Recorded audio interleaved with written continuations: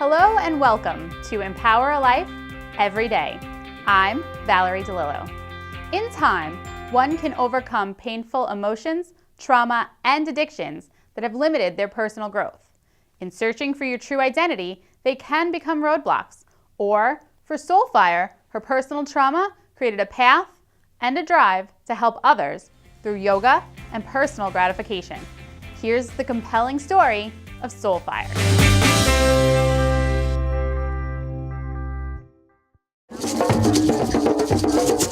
Community drum circles held throughout Long Island beaches and here at Robert Moses State Park are where people come together in order to share their spirit for life through percussion and dance. For SoulFire, the drum circle and dance is a way to express how far she's from her past, from her birth in an upstate correctional facility to a mother she never knew and a father who had no presence in her life. Placed in a foster home, she was adopted by the Zeems family at 4 years of age on Long Island. And I never knew my nationality. I didn't really know anything about me. And I was adopted by a family that all had blonde hair and blue eyes.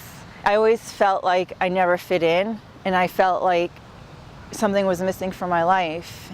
So after I had my daughter, I wrote to the adoption agency in Brooklyn. That's where I was adopted from, the Guardian Angel Home. And they sent me a letter. It was about 2 pages of everything that they had in my file. It was pretty emotional when I got the letter. I cried a lot for days. My mother, I never knew her. She gave me up at birth. She was apparently in a prison upstate New York and addicted to heroin. They didn't say the word, but they said that she used sex to get drugs, and she was in prison when she gave birth to me and gave me up, and I was in a foster home until I was adopted about 4.5 years old. SoulFire graduated from high school, a major university, as a finance major, but her repressed trauma left her life in turmoil. She loved helping others, so she volunteered helping people with physical disabilities, and she even tried playing sports and bodybuilding, all in an effort to overcome her past. Good, inhale, center, and exhale, other side. She believes she found her true calling to heal herself and others through the practice of yoga. When you're practicing yoga with the intention of healing yourself, or the intention of tuning in and tapping into your higher self or something within you that you're looking for, then it happens. You find that faster with yoga. It's like it's a combination of the physical with spiritual, the mental, because you have to train your mind to be in the moment and to be present and not wander off. And it really helps you to connect to that wholeness that you already have within you. You can bring both hands to the ground, center your hips, and come back to downward dog.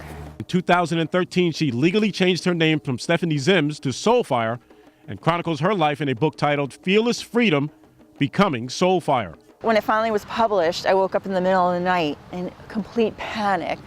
And I said, what did I do? Oh my God.